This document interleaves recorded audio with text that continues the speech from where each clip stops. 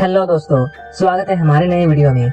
आज के वीडियो में हम लोग एक रोमांटिक ड्रामा मूवी को एक्सप्लेन करने वाले हैं, जिसे 2014 में रिलीज किया गया था और इस मूवी का नाम है फ्लावर्स इन द एटिक। तो चलिए इस मूवी को शुरू करते हैं। मूवी की शुरुआत में हम लोग एक फैमिली को देखते हैं।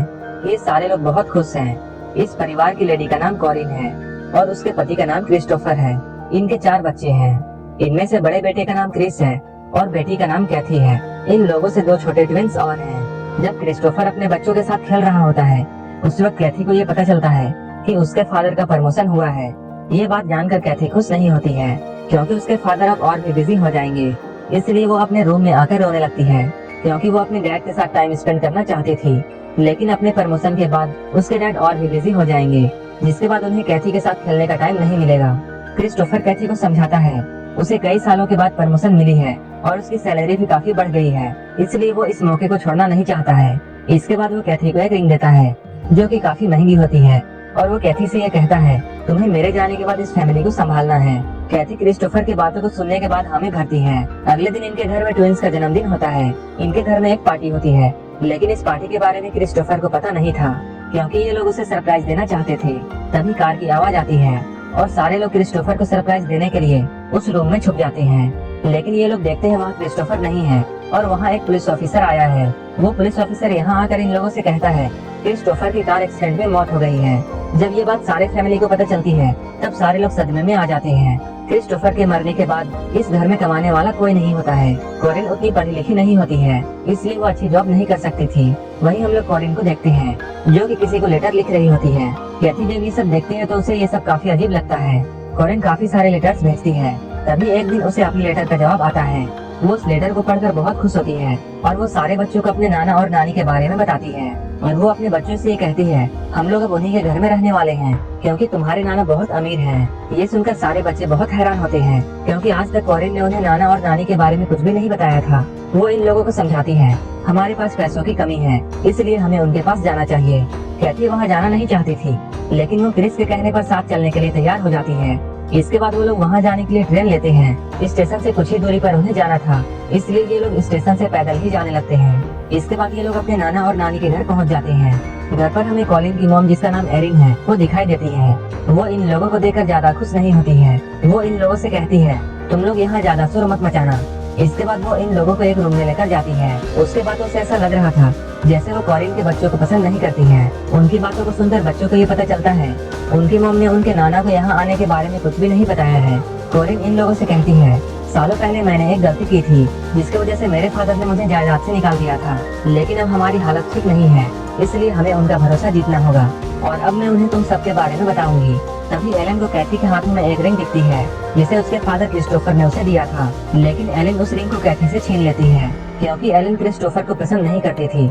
इसके अगले दिन हम लोग एलन को देखते हैं, जो कि सारे बच्चों के लिए खाना लेकर आती है और वो इन लोगों को यहाँ शोर करने से मना करती है, ताकि घर में काम करने वाले नौकरों को इनके बारे में पता ना चले। इनके भाई बहन बहुत छोटे थे, इसलिए एलन उन्हें एटिक में खेलने के लिए कहती है। लेकिन जब ये लोग खेलने के लिए एटिक में जाते हैं, तब ये जगह इन लोगों को जरा भी पसंद नहीं आती है।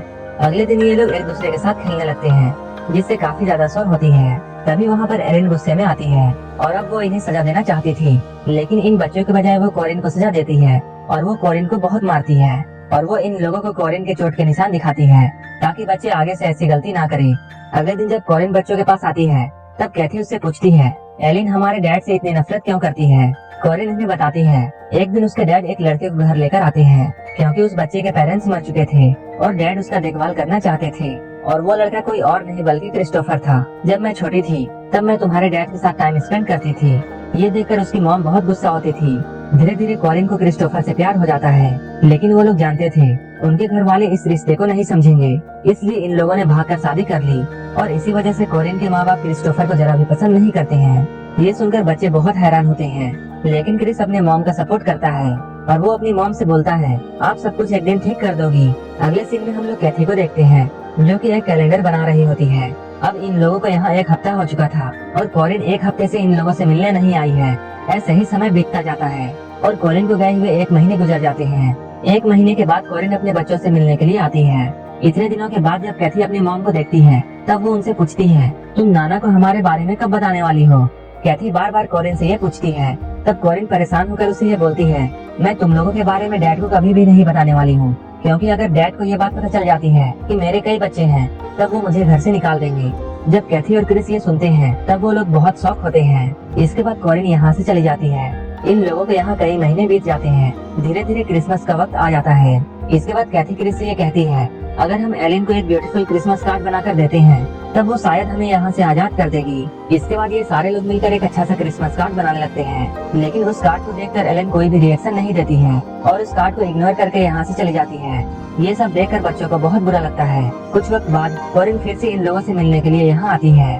वो यहाँ बच्चों के लिए बहुत सारे गिफ्ट लेकर आई थी। तभी वो क्रिस और कैथी को ये बताती है कि उसके पेरेंट्स आज क्रिसमस की पार्टी दे रहे हैं। कैथी यहाँ पार्टी में जाने के लिए जिद करने लगती है, लेकिन कॉरिन उसे मना करती है। लेकिन कैथी बार बार वहाँ जाने की जिद करती है। आखिरकार कॉरिन को उसकी बात माननी पड़ती है और उसे भी ऐसा लगता है जैसे बच्चे काफी समय से बाहर नहीं गए हैं। इसके बाद रात में कॉरिन उन दोनों को एक टेबल में छुपा देती है ताकि ये दोनों रात की पार्टी एंजॉय कर सके। तभी पार्टी में कॉरिन के डैड आते हैं। उनकी उम्र काफी ज्यादा हो चुकी थी। इधर कैथी और क्रिस पार्टी के बाद जब अपने रूम में जा रहे होते हैं तभी वो कॉरिन को किसी आदमी के साथ देखते हैं। कॉरिन और वो आदमी एक दूसरे के काफी करीब थे। देखने में ऐसा लग रहा था जैसे कॉरिन उस आदमी से प्यार करती है। इसके बाद कैथी रूम में आती है, लेकिन क्रिस इस घर में इधर उधर घूमने लगता है। थोड़ी ही देर में कॉरिन को ये बात पता चल जाती है कि क्रिस यहाँ नहीं है और क्रिस कहीं बाहर घूम रहा है।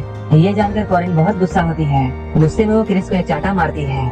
वहीं अगले दिन जब क्रिस एक एडल्ट बुक पढ़ रहा होता है तभी कैथी वहाँ आती है और उसे ये बुक पढ़ते हुए देख लेती है। ये बात वो अपनी मॉम कॉरिन को बता देती है।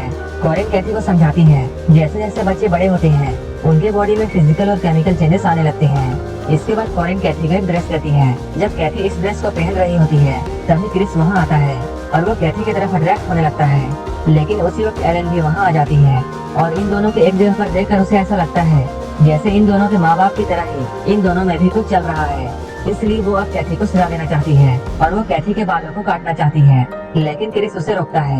एलन क्रिस से कहती है, अगर तुमने कैथी के बाल नहीं काटे तब वो एक हफ्ते तक इन लोगों को खाना नहीं देगी। लेकिन क्रिस कैथी के बाल नहीं काटता है। इसके बाद वो कई दिनों तक इन लोगों को खाना नहीं देती है। लेकिन एक रात उसे बच्चों पर दया आ जाती है और वो कुछ फल लेकर इन लोगों के पास आती है। जब ये लोग खाना खाकर सो जाते हैं तब वो कैथी के बालों में टाक लगा देती है। इसके बाद क्रिस को कैथी के बाल काटने पड़ते हैं। इस दौरान कैथी काफी इमोशनल हो जाती है और ये दोनों एक दूसरे के काफी करीब आ जाते हैं। इसके बाद ये लोग रस्सी के सहारे उसी रात नीचे आते हैं और नीचे आकर वो लोग बहुत एंजॉय करते हैं। यहाँ से नीचे आने के बाद इन लोगों को समझ में आ जाता है कि ये लोग यहाँ से भाग सकते हैं। अगले दिन कॉरिन इन लोगों से मिलने के लिए आती है और वो बच्चों को ये बताती है कि उसने शादी कर ली है। ये जानकर क्रिस को कॉरिन पर बहुत गुस्सा आता है। वो उससे कहता है, हम लोगों की हालत एक साल से बहुत खराब है और तुम बाहर जाकर शादी कर रही हो। लेकिन कॉरिन को इस बात से कोई भी फर्क नहीं पड़ता है। अगले दिन हम लोग एलन को देखते हैं तो बच्चों के लिए खाने का सामान लेकर आती है। ये देखकर बच्चे बहुत खुश होते हैं। तभी क्रिस एलन के पास जाता है और बहुत ही चालाकी से अपने रूम की चाबी का छाप साबुन पर ले लेता है। अब ये लोग यहाँ से भागना चाहते थे। इसके बाद ये लोग सोचते हैं वो लोग चुपके से घर में जाएंगे और कुछ पैसे चुराएंगे। जब उनके पास काफी सारे पैसे हो जाएंगे तब वो लोग यहाँ से भागने की सोचेंगे। क्रिस अब उस रूम की डुप्लीकेट चाबी बना लेता है। इधर क्रिस और कैथी जब कॉरिन के रूम से पैसे चोरी कर रहे थे तभी ये दोनों एक दूसरे के काफी नजदीक आ जाते हैं और ये दोनों एक दूसरे के साथ इंटीमेट हो जाते हैं। अगले दिन उन जुड़वा बच्चों में से एक बच्चे की तबीयत बहुत खराब हो जाती है। इसके बाद कॉरिन उस बच्चे को हॉस्पिटल लेकर जाती है। कुछ वक्त बाद कॉरिन वापस आकर इन लोगों को बताती है कि उसे फूड पॉइजनिंग हुआ था और जिसके कारण उसकी मौत हो गई और मैंने उसे दफना दिया। कॉरिन दफनाने की बात इन बच्चों से इसलिए कहती है ताकि ये लोग उसे देखने की जिद ना करे। ये सुनने के बाद ये तीनों बच्चे कॉरिन से बहुत नफरत करने लगते हैं। अब क्रिस और कैथी उसी रात को भागने की सोचते हैं। इसके बाद ये लोग एक बार फिर से उस रूम से निकलते हैं और घर में पैसे चुराने के लिए जाते हैं। लेकिन क्रिस को नौकरों से एक बात पता चलती है कि कॉरिन के डैड को मरे हुए 7 महीने हो चुके हैं, लेकिन कॉरिन ने अब तक बच्चों को इसके बारे में नहीं बताया है। ये खबर सुनते ही जब क्रिस अपने रूम में जा रहा होता है तभी वो एलिन को देखता है। जब वो यहाँ से वापस जाने लगता है तब एलिन भी उसे देख लेती है। जब क्रिस रूम में आता है तब वो देखता है इन लोगों का पालतू चूहा उस खाने को खाकर मर गया है जिस खाने को एलिन लेकर आई थी। ये देखकर ये लोग समझ जाते हैं कि एलिन उनके खाने में रोज थोड़ा थोड़ा जहर देती थी ताकि वो इन बच्चों को मार दे और इनके भाई की भी जान उसी खाने को खाकर गई है।